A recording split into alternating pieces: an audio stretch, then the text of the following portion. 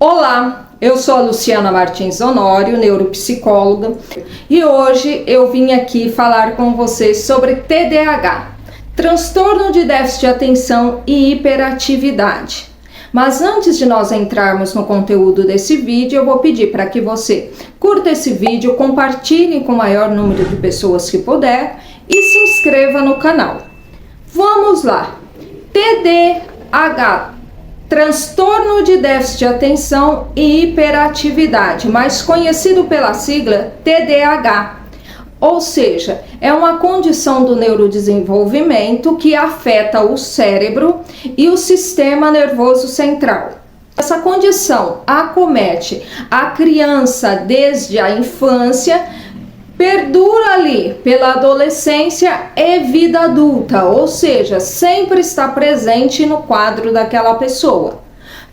Porém, é muito importante perceber os primeiros indícios desde a infância. Lá na educação infantil, é fundamental que os pais, os educadores estejam atentos a essa condição. Porque lá vai aparecer os indícios dessa criança, da situação, da condição dessa criança que deve ser registrada para que, se futuramente precisar de uma avaliação diagnóstica, tenha registro.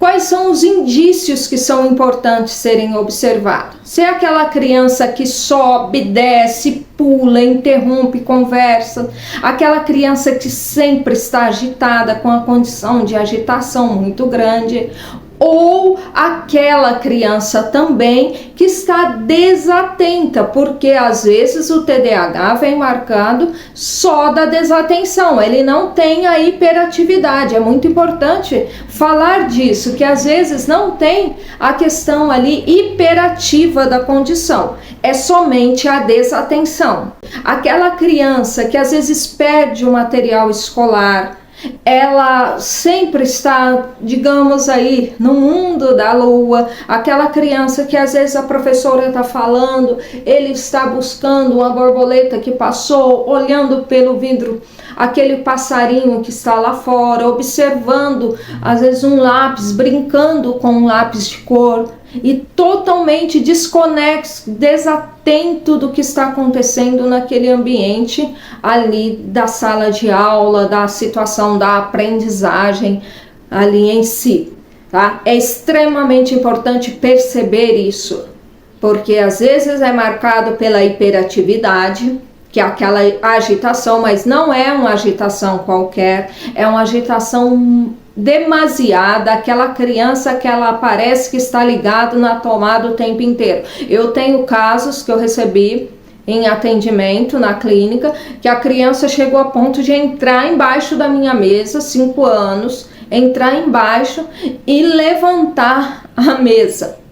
Olha a situação, aquela criança ali embaixo da mesa, e eu em atendimento com os pais, e a criança totalmente agitada.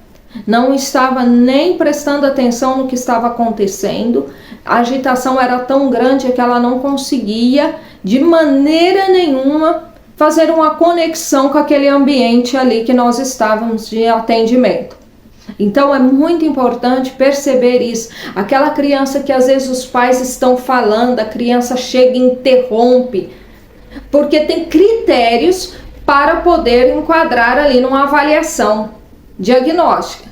Existem critérios para avaliação diagnóstica e é muito importante sabermos disso para colocar essa criança ali numa avaliação dentro de critérios, porque às vezes uma criança é agitada, tal, já falar ele é hiperativo. Não, existe todo um critério para enquadrar dentro ali da hiperatividade, do transtorno de déficit de atenção e hiperatividade. Pois bem, começa lá na infância e muitas vezes não é feito o diagnóstico, não é diagnosticada, e essa criança perdura ao longo ali da adolescência e vai até a vida adulta, com muitos prejuízos. Por quê? tem predisposição para o envolvimento com drogas, com entorpecentes. Essa criança tem para uma irritabilidade, para brigas, porque o TDAH geralmente vem com comorbidades. É aquela criança que às vezes tem um quadro ansioso, ela tem às vezes um TOD, que é o transtorno opositivo desafiador. Aquela criança, ela vem com todas essas comorbidades e vem acarretando prejuízos ao longo ali da vida, ao longo da infância, adolescência. Às vezes acontece aí questões, né, da aprendizagem dessa criança ser muito prejudicada, não porque ela não tenha capacidade. É muito importante, inclusive educadores, perceber isso e buscar essa formação em relação a isso, porque não é que a criança não tenha capacidade de aprender, porque tanto de pais, eu já recebi pais, quanto professores, educadores que chegou e falou assim, ele é hiperativo, ele não consegue aprender. Não, ele aprende, mas ele aprende de maneira diferente. O cérebro dele aprende numa condição diferente por conta da agitação. E muitas vezes eu falo por experiência, né, porque ao longo aí da carreira a gente vai trazendo grandes experiências de alunos que era dado como não conseguia e teve um desempenho muito grande a partir do momento que foi feita uma avaliação diagnóstica e essa criança foi acompanhada de maneira correta. Ela foi para um tratamento, um acompanhamento com profissionais, geralmente é encaminhada a partir da avaliação diagnóstica. É fundamental saber disso. Como se dá o acompanhamento do TDAH? Feita a avaliação diagnóstica com um profissional, psicólogo, psicopedagogo, é feito, ou neuropsicólogo, é feita essa avaliação diagnóstica. A partir da avaliação diagnóstica, com um neuropsicólogo ou um psicólogo, psicopedagogo, é feito os encaminhamentos para uma equipe multidisciplinar, que possa ser que necessite de uma equipe multidisciplinar, um médico, para que faça o acompanhamento dessa criança, geralmente é um neurologista, vai fazer, o psiquiatra vai fazer o acompanhamento dessa criança para que ela tenha todo o tratamento necessário. Eu recebo casos tardios, ou seja, pessoas que não tiveram avaliação diagnóstica e acompanhamento na data correta e chegaram à vida adulta ou na adolescência com a condição avançada ali do transtorno. O que acontece? Ela vai ter grandes prejuízos ao longo da vida. Por que isso? Porque não foi cuidado no tempo certo. E é muito complicado isso, porque tem pais, tem responsáveis que chegam e falam assim, não, mas a minha criança tem um foco. Ela senta para assistir desenho, ela fica horas assistindo. Esse é um marco do quadro do TDAH. Se ela gosta de determinada atividade, de determinado desenho, de determinada brincadeira, ela vai participar daquilo com grande concentração. Mas isso não refuta a condição dela. Isso não marca que ela não tem, por isso existem critérios nas avaliações. Nós, para fecharmos uma avaliação diagnóstica, existem critérios a serem seguidos. É muito importante ter isso em vista, ter isso claro.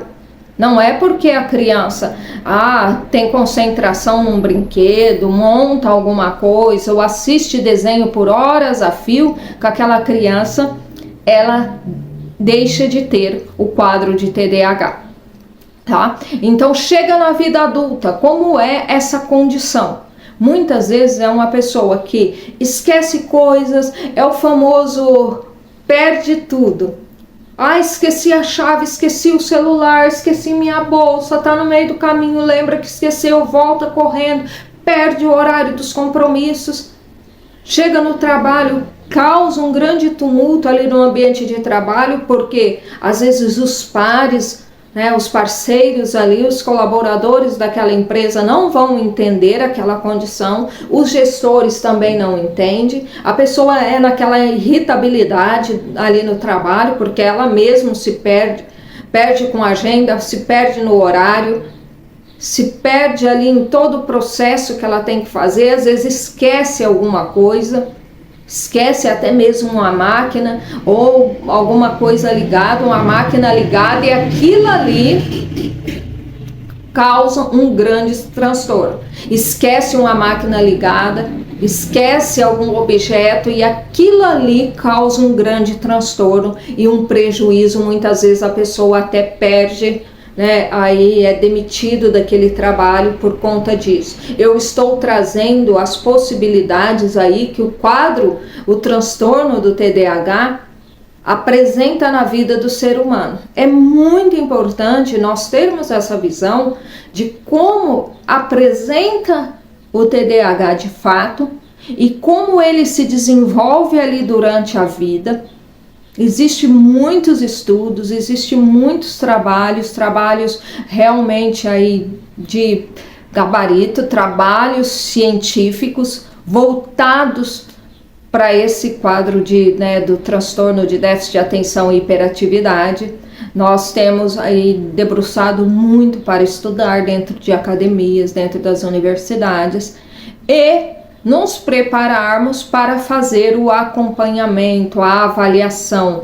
O primeiro passo, a avaliação diagnóstica, não pode pular etapas para fazer o tratamento. Que tem pessoas que chegam lá na frente já querendo entrar, tem pais que falam, dá uma medicação para o meu filho. Não, o processo é todo marcado pela avaliação diagnóstica, testes, aplicação de testes, anamnese com a família.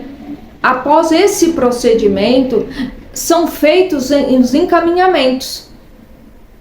São feitos esses encaminhamentos para profissionais que vão acompanhar aquela criança, adolescente ou até mesmo o adulto. Nós iremos tratar mais sobre esse assunto aqui, é até importante. Deixe nos comentários, compartilhe o vídeo. Se inscreva no canal para que nós possamos tratar de mais assuntos pertinentes a transtorno, a comportamentos, o que eu venho falando aqui durante os meus vídeos, durante as lives que eu faço, e sempre esteja presente aqui.